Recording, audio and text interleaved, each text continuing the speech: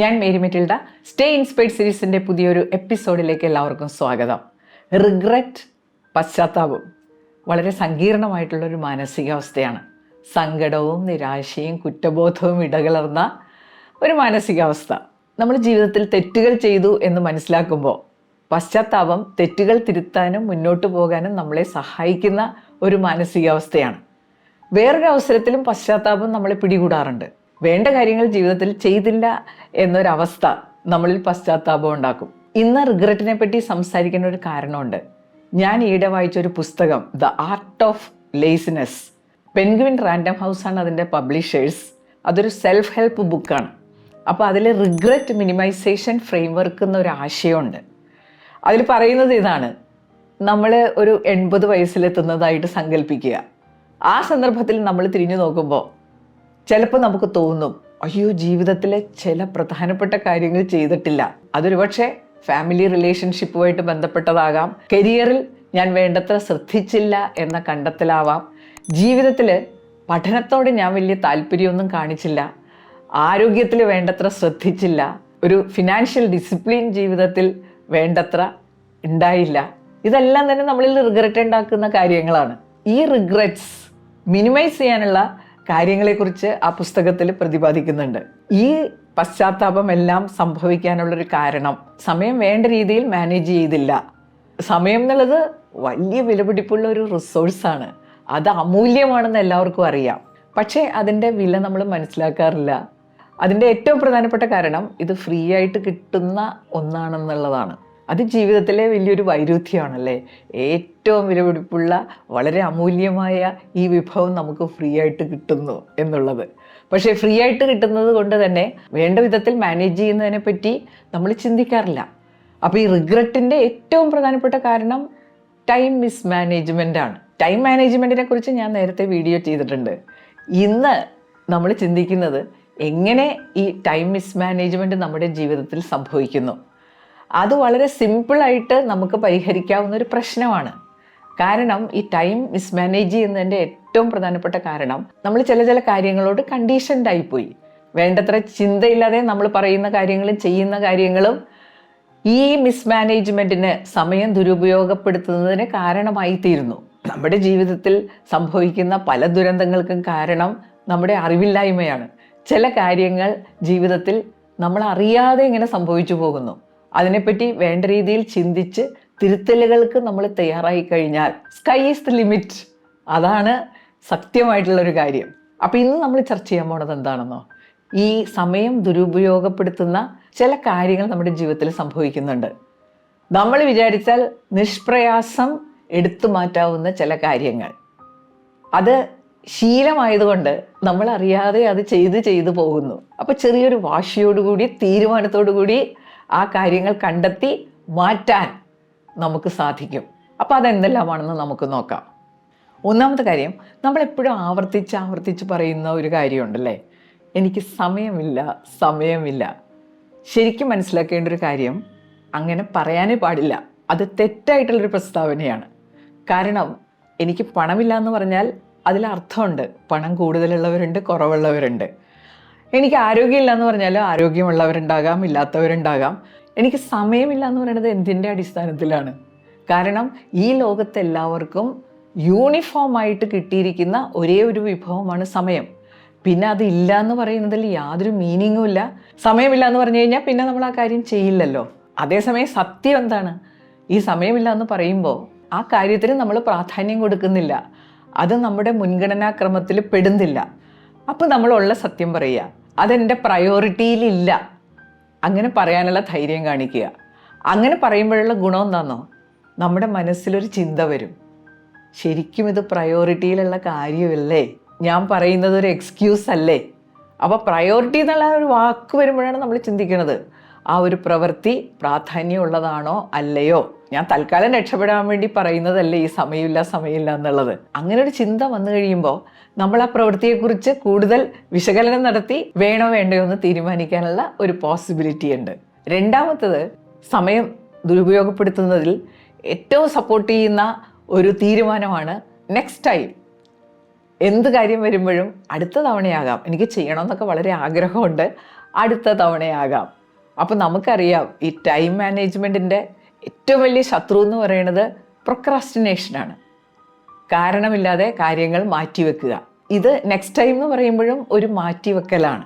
അവിടെ ഒരു കാര്യം നമ്മൾ മനസ്സിലാക്കേണ്ടത്, ഈ നെക്സ്റ്റ് ടൈം എന്ന് പറയുന്ന ഒരു ടൈം യാതൊരു ഗ്യാരണ്ടി ഇല്ലാത്തതാണ്. അങ്ങനെ ഒരു സമയം വീണ്ടും ഉണ്ടാകുമോ എന്ന് നമുക്കറിയില്ല. ഇത് അടുത്ത തവണ ഉണ്ടാകും, അന്ന് ഞാനുണ്ടാവും, എനിക്കത് ചെയ്യാൻ പറ്റും എന്നൊക്കെ ചിന്തിക്കുന്നത് എന്തിൻ്റെ അടിസ്ഥാനത്തിലാണ്? യാതൊരു അടിസ്ഥാനവും ഇല്ല.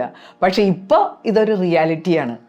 വേണമെങ്കിൽ ഇപ്പോൾ ചെയ്യാം. എന്നിട്ട് നമ്മൾ ഓരോരോ ഉഡായിപ്പുകൾ പറയുമല്ലോ, there is always A next time. സ്വയം സമാധാനിക്കാൻ പറയുന്നതാണ്. അത് നമ്മളെ പ്രശ്നത്തിലാക്കുന്ന ഒരു ചിന്താഗതിയാണ്. ഞാനിത് ഇത്ര സ്ട്രോങ് ആയിട്ട് പറയാനുള്ള കാരണം എന്താണെന്നോ, ഞാൻ പല കാര്യങ്ങളും ഓർഗനൈസ് ചെയ്യാറുണ്ട്. അപ്പോൾ ചിലരെയൊക്കെ ഉൾപ്പെടുത്തി കാര്യങ്ങൾ ഓർഗനൈസ് ചെയ്യാറുണ്ട്. എല്ലാവരെയും വിളിക്കാൻ നമ്മൾ മറന്നുപോകും. ചിലപ്പോൾ ഒരു യാത്രയാവാം. അപ്പോൾ ഇത് നടന്നു കഴിയുമ്പോൾ ചിലർ വിളിച്ചിട്ട് പറയും, അങ്ങനെ നിങ്ങൾ പോകുന്നുണ്ടായിരുന്നെങ്കിൽ ഞാനും കൂടി വന്നേനെ, എന്നോടൊന്ന് പറഞ്ഞാൽ മതിയായിരുന്നു. അടുത്ത തവണ ഒരു യാത്ര നമ്മൾ ഓർഗനൈസ് ചെയ്യുമ്പോൾ ഇവർ വിളിക്കും. അപ്പം ഇവരെന്താ പറയുക, അയ്യോ അടുത്ത തവണയാകട്ടെ ഏട്ടാ, ഇത്തവണ പല കാരണങ്ങളിങ്ങനെ പറയും വരാതിരിക്കുന്നതിന്. അത് സത്യത്തിലൊരു ശീലമാണ്. എപ്പോഴും ഇത്തവണ വേണ്ട, അടുത്ത തവണയാകാം, പോകണമെന്നൊക്കെ വളരെ ആഗ്രഹമുണ്ട്.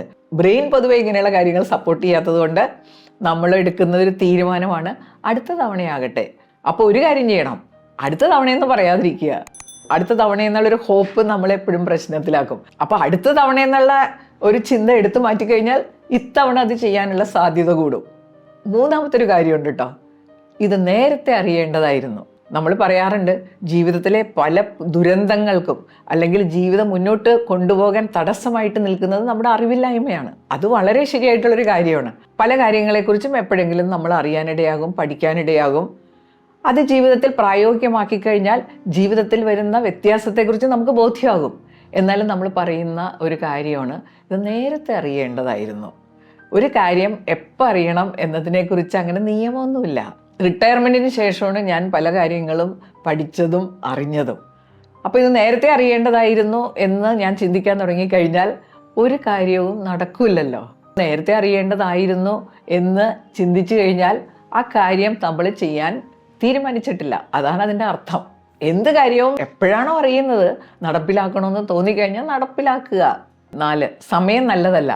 ഇത് പലപ്പോഴും കാര്യങ്ങൾ ചെയ്യാതിരിക്കാൻ മാത്രമായിട്ട് നമ്മൾ ഉപയോഗിക്കുന്ന ഒരു വാചകമാണ്.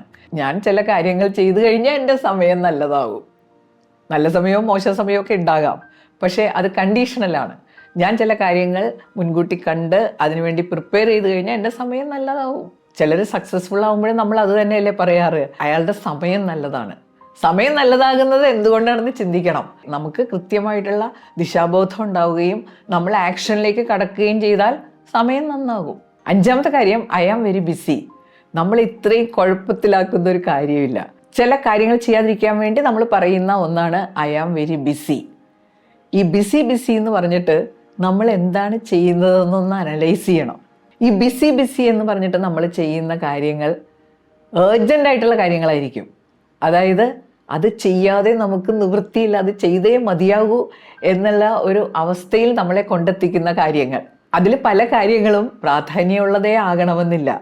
ഇപ്പോൾ ഉദാഹരണത്തിന് നമ്മൾ രാവിലെ മൊബൈൽ എടുത്ത് ഇങ്ങനെ സ്ക്രോൾ ചെയ്യാൻ തുടങ്ങൂലേ, ഈ സ്ക്രോളിങ് നമുക്ക് നിർത്താനേ തോന്നൂല. അതിങ്ങനെ തുടർന്നുകൊണ്ട് പോകാൻ നമുക്ക് വലിയ ആവേശം ഉണ്ടാവും. ഇങ്ങനെ ഉച്ചവരെ സ്ക്രോൾ ചെയ്തിട്ടാണ് വളരെ പ്രധാനപ്പെട്ട ഒരു കാര്യം ചെയ്യുന്നതിനെ പറ്റി ആരെങ്കിലും പറയുമ്പോൾ ഉടനെ നമ്മളുടെ മറുപടിയാണ്, അയ്യോ ഞാൻ വളരെ തിരക്കിലാണ് കേട്ടോ. ഈ തിരക്കിലാണെന്ന് പറഞ്ഞ് നമ്മൾ ചെയ്തുകൊണ്ടിരിക്കുന്നത് ഇങ്ങനെയുള്ള കാര്യങ്ങളാണ്. ഇത് വല്ലാത്തൊരു ചതിവല്ലേ. ശരിക്കും നമ്മൾ വഞ്ചിക്കപ്പെടുന്ന ഒരു അവസ്ഥയാണെന്ന് പറയാം. നമ്മൾ അറിയുന്നേ ഇല്ല. ഏർജൻസി കൊണ്ട് നമുക്കുണ്ടാകുന്നൊരു തോന്നൽ എന്താണെന്നോ, നമ്മൾ വളരെ പ്രധാനപ്പെട്ട കാര്യങ്ങളാണ് ഇങ്ങനെ ചെയ്തുകൊണ്ടിരിക്കുന്നതെന്ന്. അങ്ങനെ നമ്മളെ ചീറ്റ് ചെയ്യുന്ന ഒന്നാണ് ഐ ആം ബിസി എന്നുള്ളൊരവസ്ഥ. അത് മേലാൽ പറയരുത്. ഇതൊന്ന് പരിശോധിക്കണം കേട്ടോ. ഈ ബിസി എന്ന് പറയുന്നതിൽ എന്തെങ്കിലും കാര്യമുണ്ടോ, അത് നമ്മൾ കൃത്യമായിട്ട് അനലൈസ് ചെയ്ത് മറുപടി കണ്ടെത്തേണ്ട ഒന്നാണ്. അല്ലെങ്കിൽ എല്ലാ ദിവസവും ബിസിയായിട്ട് മുന്നോട്ട് പോകും, പ്രധാനപ്പെട്ട കാര്യങ്ങൾക്കൊന്നും നമുക്ക് സമയം കണ്ടെത്താൻ പറ്റില്ല. 6ാമത്തെ കാര്യം എന്താണെന്നോ, നമ്മുടെ ചിലരുടെയൊക്കെ ഒരു മനോഭാവം, ഇനിയിപ്പോൾ ഇത്രയൊക്കെ ആയില്ലേ, ഇനിയിപ്പോൾ ഇങ്ങനെ തന്നെ പോട്ടെ. അതിന് ചില ഉദാഹരണങ്ങളുണ്ട്. നമ്മൾ രാവിലെ എഴുന്നേറ്റ് ഉച്ചവരെയായിട്ട് ഒന്നും നടന്നില്ല കാര്യമായിട്ട്, നമ്മുടെ പ്ലാൻ അനുസരിച്ച് ഒന്നും ചെയ്യാൻ പറ്റിയില്ല. ഉടനെ നമുക്കുണ്ടാകുന്ന ഒരു ചിന്തയില്ലേ, ഓ ഇന്നിപ്പോൾ ഉച്ചവരെയായി, ഇന്നത്തെ ദിവസം അങ്ങനെ പോട്ടെ. പിന്നെ ഡിസംബർ 31 നമ്മൾ ഒരുപാട് തീരുമാനങ്ങളൊക്കെ എടുക്കുമല്ലോ. ജനുവരി 1 ഒന്നും സംഭവിക്കില്ല, 2 ഒന്നും സംഭവിച്ചില്ല. പിന്നെ നമ്മൾ അങ്ങോട്ട് തീരുമാനിക്കും, ഓ ജനുവരിയൊക്കെ തുടങ്ങിയിട്ട് ഒരാഴ്ചയായി, ഇനിയിപ്പോൾ ഈ മാസം അങ്ങനെ പോട്ടെ, അടുത്ത മാസത്തിലാവാം, അങ്ങനെ വർഷം കടന്നു പോകും. അങ്ങനെ ചിന്തിക്കേണ്ട കാര്യമില്ല. 2 ദിവസം ഒന്നും നടന്നില്ല, ഓക്കെ, 3-ാമത്തെ ദിവസം നമുക്ക് ചെയ്യാമല്ലോ. അല്ലെങ്കിൽ ജനുവരി ഫസ്റ്റ് വീക്കിൽ ഒന്നും സംഭവിച്ചില്ല, ഓക്കെ, 2-ാമത്തെ ആഴ്ചയിൽ തുടങ്ങുക. എപ്പോഴും നമ്മളെ ശക്തിപ്പെടുത്തുന്ന ഒരു തീരുമാനം അതാണ്. കടന്നുപോയ കാലം അത് കടന്നുപോയി. Today is the first day in the rest of my life. അത് എന്നെ ഒരുപാട് പ്രചോദിപ്പിക്കുന്ന ഒരു വാചകമാണ് കേട്ടോ. ഇത്രയും കഴിഞ്ഞു പോയതുകൊണ്ട് ഇനിയുള്ളത് അങ്ങനെ കഴിഞ്ഞു പോകട്ടെ എന്ന് ചിന്തിക്കുന്നതിന് പകരം ഈ നിമിഷം എന്ന് പറഞ്ഞാൽ ഇനി അങ്ങോട്ടുള്ള ജീവിതത്തിലെ സ്റ്റാർട്ടിങ് പോയിന്റ് ആണ്. അങ്ങനെ തുടങ്ങാൻ കിട്ടിയിരിക്കുന്ന ഒരു നിമിഷമാണ്. തുടങ്ങുക. അല്ലെങ്കിൽ ഇന്നത്തെ ദിവസം വേസ്റ്റായി, നാളത്തെ ദിവസം വേസ്റ്റായി, ആഴ്ച വേസ്റ്റായി, മാസം, വർഷം ഇങ്ങനെ കടന്നുപോയിക്കൊണ്ടേയിരിക്കും. വീഡിയോ ഇവിടെ അവസാനിക്കുകയാണ്. പൗലോ കൊയ്ലോ പറഞ്ഞ വളരെ തോട്ട് പ്രൊവോക്കിംഗ് ആയിട്ടുള്ളൊരു വാചകമുണ്ട് കേട്ടോ. നമ്മുടെ ജീവിതത്തിൽ എപ്പോഴെങ്കിലും നമ്മളിങ്ങനെ ഉണരും, അപ്പം നമുക്ക് മനസ്സിലാവും ജീവിതത്തിൽ ഞാൻ വേണമെന്ന് വിചാരിച്ച പല കാര്യങ്ങളും ഞാൻ ചെയ്തില്ല, പക്ഷേ ഇനി സമയമില്ല എന്നുള്ളൊരു തിരിച്ചറിവില്ലേ, ഇതുണ്ടാക്കുന്ന ഒരു റിഗ്രറ്റ് വളരെ വലുതാണ്. അപ്പോൾ നമുക്ക് റിഗ്രറ്റ് മിനിമൈസേഷനെ കുറിച്ച് വളരെ സീരിയസ് ആയിട്ട് ചിന്തിക്കാം. ചിന്ത മാത്രം പോരാ, ആക്ഷനിലേക്ക് കടക്കുക. അടുത്ത ആഴ്ച പുതിയൊരു വീഡിയോയുമായിട്ട് നമുക്ക് വീണ്ടും കാണാം. താങ്ക്